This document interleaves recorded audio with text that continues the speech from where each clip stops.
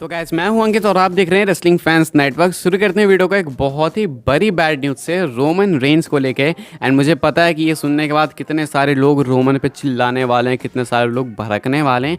Roman Reigns को लेके हम लोग अंदाज़ा लगा रहे हैं, प्रेडिक्ट कर रहे हैं कि रोमन शायद वॉर गेम्स मैच में हो सकते हैं, जजमेंट डे के साथ टीम कर सकते हैं, या फिर ये नहीं होगा तो चैंपियन वर्सेस चैंपियन मैच होगा, रोमन रेंस सर्वाइवर सीरीज़ में आएंगे, मैच रेसल करेंगे। बट क्या हुआ अगर मैं बोलूँ कि रोमन रेंस सर्वाइवर सीरीज़ के लिए शेड्यूल्ड ही नहीं है? दिमाग सबका ख़राब हो जाने वाला है, मुझे बहुत अच्छे से मालूम है, लेकिन एक्चुअली में अपडेट का यही कहना है। एंड अगर आप एक चीज़ नोटिस करोगे तो रोमन रेंस सर्वाइवर सीरीज़ के लिए एडवर्टाइज्ड भी नहीं है। WWE ने कहीं से भी एडवर्टाइज नहीं करा है रोमन को, तो ऐसे में रोमन नहीं आने वाले हैं शो में, कहना है डेव मेल्जर का।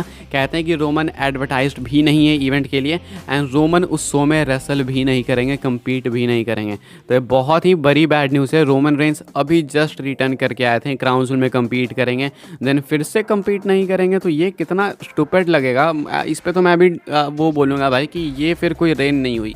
अगर इस तरीके से करना है देन बहुत बेकार है ये, फिर ऐसे टाइटल ले लेना चाहिए, क्योंकि ये बहुत ही बेकार चीज़ हो रही है। अब इतने मेजर शोज में अगर आप नहीं रेसल कर रहे हो तो फिर इट इज़ जस्ट स्टूपिड, क्योंकि छोटे मोटे शोज समझ आ रहे हैं, पे बैक, बैकलेस भी छोटा नहीं है, पेबैक वगैरह मिस कर दिया तो चलो समझ आता है, बट ये क्यों मिस करना है मुझे समझ नहीं आ रहा। सर्वाइवर सीरीज मेजर 4 में से है, तो अब इस पर कोई गुस्सा होकर कहता है कि टाइटल ले लो, तो मैं उसका दर्द समझ सकता हूँ। तो ये कुछ एक बड़ी बैड न्यूज़ है। कल का स्मैकडाउन बहुत ही ज़्यादा इंपॉर्टेंट होने वाला है, एंड सिर्फ ऐसे ही नहीं, एक्चुअली में बहुत इंपॉर्टेंट है। सबसे पहले तो इंपॉर्टेंट इसीलिए क्योंकि FS1 से होने वाला है, यानी कि 1 मिलियन व्यूअरशिप भी मुश्किल से आएगी, आगे तो बहुत बड़ी बात हो जाएगी। फॉक्स नेटवर्क पे नहीं है स्मैकडाउन, साथ में ये लोग यहाँ पे जो है अगले वीक के स्मैकडाउन को भी टेप करेंगे। तो कल स्मैकडाउन के बाद एक और स्मैकडाउन होगा, जिसके रिजल्ट्स मैं आपको कल ही बता दूंगा, तो आपको एडवांस में पता चल जाएगा कि अच्छा अगले वीक स्मैकडाउन में ये होगा। साथ में कल का स्मैकडाउन प्रोबेबली जॉन सीना का आखिरी स्मैकडाउन हो सकता है लाइव, एंड ये गो होम शो भी आप लोग कह सकते हो, क्राउन जूल से पहले का लाइव वाला। तो ऐसे में ये सारी चीज़ें जो है इस स्मैकडाउन को काफ़ी इंपॉर्टेंट बनाती है। अब हम लोग बात कर लेते हैं कि भाई क्या क्या कंफर्म है। तो Roman Reigns and LA Knight का कॉन्ट्रैक्ट साइनिंग का सेगमेंट WWE ने कंफर्म किया है। क्राउन जूल में इनका मैच कंफर्म हो चुका है। वैसे इसका कोई सेंस बनता है क्या, मैच कंफर्म उसके बाद कॉन्ट्रैक्ट साइनिंग हो? मतलब चलो मैच कंफर्म नहीं होता, कॉन्ट्रैक्ट साइनिंग के लिए वेट कर रहे होते तो सेंस भी बनता। मैच अनाउंस करने के बाद कॉन्ट्रैक्ट साइनिंग का कोई सेंस बनता है? बट स्टिल इट्स WWE, तो सब कुछ चलता है। तो ऐसे में जो है कल आपको इनका कॉन्ट्रैक्ट साइनिंग का सेगमेंट देखने को मिलेगा स्मैकडाउन में। जॉन सीना अपीयर होंगे, देखते हैं जॉन सीना के साथ क्या होता है। वैसे क्या होता है वो मैं आपको बताऊंगा इस वीडियो में, चांसेस अच्छे खासे हैं कि जो मैं बताऊंगा वही होगा।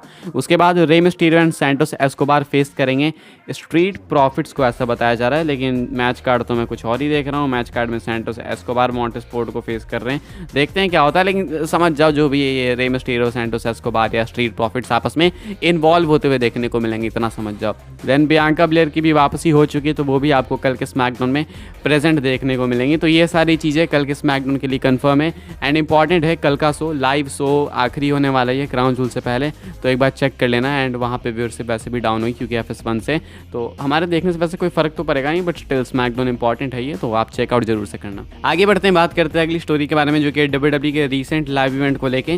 तो WWE लाइव इवेंट के अंदर वो सारी चीज़ें करती है जो कि ये लोग मेन शो के ऊपर भी नहीं करते हैं। आखिर ऐसा क्यों पता नहीं, हो सकता है टिकट ज़्यादा बेचने के लिए एंड टिकट से रिवेन्यू और जनरेट करने के लिए। अब अभी WWE ने रिसेंटली क्या करा लाइव इवेंट में, वो मैं आपको बता दूँ। आप लोग वीडियो देख सकते हो अपनी स्क्रीन के ऊपर। यहाँ पे जो है एले नाइट को स्पीयर लगाने जा रहे थे जिमी ऊसो, एंड स्पीयर लग गया सोलो सिकोआ को। पहली बात तो जिमी ऊसो स्पीयर क्यों लगा रहे हैं वो मुझे समझ नहीं आ रहा है। आजकल जिमी ऊसो के कैरेक्टर में अगर आप एक चीज़ देखोगे तो WWE ने वो सिली फन वाला एंगल जो है थोड़ा सा ज़्यादा दिखाने की कोशिश करी है, वो dumbness. Same goes with Jey Uso, but Jey Uso का उतना नहीं है। जिमी ऊसो को WWE थोड़ा सा डम्ब कैरेक्टर दे रही है। रोमन रेंस भी उसी तरीके से रिएक्ट कर रहे हैं कि भाई तू पागल हो गया है क्या, ये क्या बचकानी हरकतें कर रहा है। सोलो सिकोआ ज़्यादा मैच्योर दिखते हैं जिमी ऊसो से, तो जिमी ऊसो जो है रोमन वगैरह के मूव सेट्स यूज़ कर रहे हैं, एंड जो कि शायद रोमन को बिल्कुल नहीं पसंद आने वाला है। एंड बेचारे सोलो सिकोआ को भी स्पीयर पर गया। तो लाइव इवेंट्स के अंदर आपको मालूम है कि WWE चीज़ें एक्सपेरिमेंट करती है, तो लाइव इवेंट के अंदर अगर स्पीयर पर आए तो प्रोबेबली एक्सपेक्ट कर सकते हो आप लोग कि जिमी ऊसो मेन शो पे भी, मेन रोस्टर पे भी बहुत जल्दी वापस से स्पीयर यूज़ करते हुए दिखेंगे, एंड शायद सोलो सिकोआ पे हिट कर सकते हैं। तो ये कुछ माना जा रहा है, चांसेस ये कुछ कहते हैं, अंदाज़ा लगा सकता हूँ मैं। फिलहाल लाइव इवेंट के अंदर ये कुछ हुआ, बेचारे सोलो सिकोआ को अपना टारगेट बना लिया जिमी ऊसो ने, वो भी दूसरे के मूव से। आगे बढ़ते हैं, अगली स्टोरी कवर करते हैं जो कि है रैंडी ऑर्टन को लेके। रैंडी ऑर्टन के रिटर्न को लेकर ऑलरेडी काफ़ी सारी अपडेट्स से, काफ़ी सारे रूमर से प्रोबेबली फाइनली हमारा जो इंतज़ार है वो ख़त्म हो जाएगा। सर्वाइवर सीरीज़ में रैंडी ऑर्टन वाइपर की वापसी हो जाएगी। रैंडी ऑर्टन ने भाई अभी मैं देख रहा था कितने सारे टैलेंट्स को AEW भेजा है। मतलब मैं देख रहा था क्रिश्चियन केज को उन्होंने अटैक करा, वो भी AEW में। एज पे कितना ब्रूटल अटैक करा था, वो भी AEW में। रिक फ्लेयर की बैंड बजाई थी, वो भी AEW में। बिग शो को मारा था, वो भी AEW में। मार्क हेनरी को टॉर्चर करा था, वो भी AEW में। ऐसे कितने सारे टैलेंट्स इन्होंने AEW में भेज दिए WWE से मार मार के। फाइनली जो है लेजेंड किलर वापस आने वाले हैं। एंड अभी जो एक अपडेट निकल के सामने आई है कि WWE जो है टेस्ट कर रही है, प्रिव्यू कर रही है रैंडी ऑर्टन के थीम सॉन्ग को। अब रैंडी ऑर्टन के थीम सॉन्ग में कुछ चेंजेस आए हैं, आपको बहुत अच्छे से मालूम है। रैंडी ऑर्टन के थीम में जो है चेंज आया है ये कि वो रिमिक्स किया गया एंड कुछ अलग से जो है ऊपर से टोन्स ऐड करे गए रेव थ्योरी की तरफ से। रेव थ्योरी वही जो कि काफ़ी टीच भी कर रहे हैं रैंडी ऑर्टन को, एंड उनका रिटर्न काफ़ी जल्दी हो भी जाएगा रैंडी ऑर्टन का।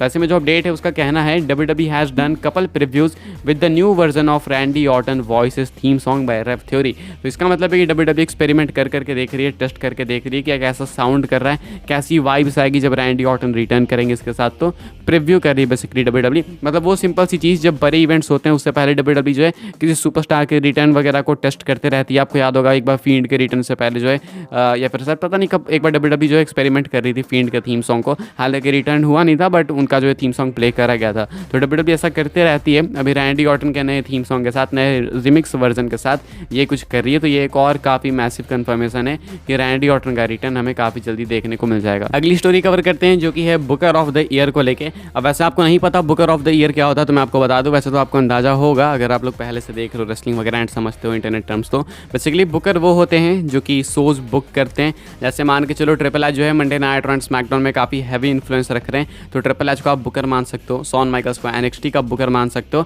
टोनी खान को AEW का बुकर मान सकते हो। तो ऐसे में जो है बुकर ऑफ द ईयर का अवार्ड हमेशा रेसलिंग ऑब्जर्वर न्यूज़ लेटर देती है रेसलिंग ऑब्जर्वर अवार्ड्स में। एंड पिछले शायद 2-3 साल से अगर मैं गलत नहीं हूँ तो टोनी खान को ये अवार्ड देते जा रहे हैं। हालांकि टोनी खान पहले तो चलो ठीक भी करते होंगे बुक, लेकिन अभी किस तरीके से शोज बुक कर रहे हैं वो सबको मालूम है। ना कोई स्टोरी होती है, ना कोई प्रॉपर फ्यूड होती है, एनी रैंडम मैच, कोई सा भी मैच उठा के ये लोग डाल देते हैं अपने शोज के ऊपर। तो ये बुकर ऑफ द ईयर कैसे बन जाते हैं समझ नहीं आता लोगों को। एंड स्पेशली ट्रिपल एच को छोड़ के कैसे बन गए थे पिछले साल वो किसी को समझ ही नहीं आई, क्योंकि ट्रिपल एच पिछले 20 साल से जो है आए थे कंट्रोल के अंदर एंड उसके बाद उन्होंने बहुत तगड़े शोज दिए थे बैक टू बैक। तो ट्रिपल एच एक्चुअली वो पोजीशन डिजर्व करते थे एंड कोई कॉम्पिटिशन भी नहीं था, बट टोनी खान को इन्होंने फिर भी बना दिया।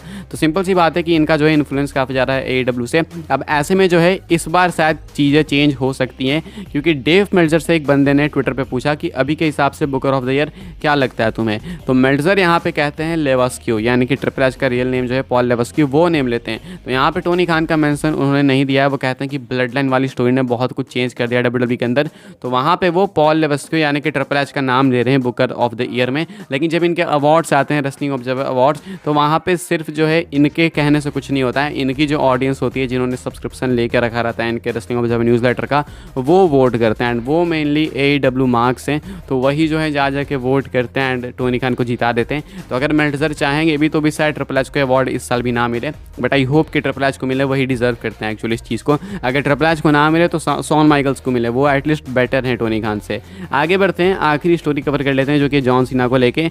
तो अगर ध्यान से देखा जाए तो कल का जो स्मैकडाउन है, जो लाइव स्मैकडाउन है, वो आखिरी स्मैकडाउन है जॉन सीना के इस फुल टाइम रन का। इसके बाद जॉन सीना जो है वापस से हॉलीवुड चले जाएंगे। हालांकि स्ट्राइक अभी ख़त्म नहीं हुई है, पॉसिबिलिटी है कि WWE एक्सटेंड कर सकती है इस रन को, लेकिन कन्फर्मेशन नहीं है। तो एडवर्टाइज्ड शेड्यूल के हिसाब से जॉन सीना का ये आखिरी लाइव स्मैकडाउन होगा। हाँ, वो टेपिंग में फिर से इन्वॉल्व होंगे, अगले वीक आपको देखने को मिलेंगे जरूर, क्योंकि यहाँ पे ही WWE 2 स्मैकडाउन टेप करेगी, साथ में क्राउन जूल के लिए भी वो एडवर्टाइज्ड हैं। तो ऐसे में जॉन सीना जो है स्मैकडाउन में अपीयर होंगे एंड प्रोबेबिलिटीज़ काफ़ी ज़्यादा है कि इनका जो मैच है आपको कल ही अनाउंस होते हुए देखने को मिल जाएगा।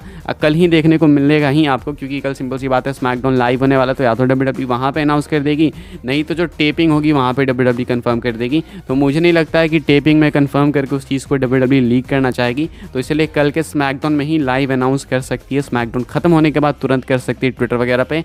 एंड प्रोबेबली वो सोलो सिकोवा के अगेंस्ट जाएंगे क्राउन जूल में। तो कल आपको फाइनली पता चल जाएगा कि जॉन सीना किसको फेस करने वाले हैं क्राउन जूल के अंदर, सॉरी, और किसको नहीं। तो यही कुछ है, जॉन सीना का रन जो है एंड पे आ रहा है एंड कल का स्मैकडाउन मिस बिल्कुल मत करना। फिलहाल इस वीडियो के लिए यही अपडेट्स है। आई होप आपको वीडियो से इन्फॉर्मेशन मिली हो तो वीडियो को लाइक करें, शेयर करें, सब्सक्राइब करें, चैनल को फॉलो कर सकते हैं आप लोग मुझे इंस्टाग्राम, ट्विटर पे एंड साथ में व्हाट्सएप चैनल के भी लिंक आपको मिल जाएगी डिस्क्रिप्शन में, उसको भी ज्वाइन कर लेना। मिलता है अपने नेक्स्ट ऑफर काफ़ी इंटरेस्टिंग वीडियो में।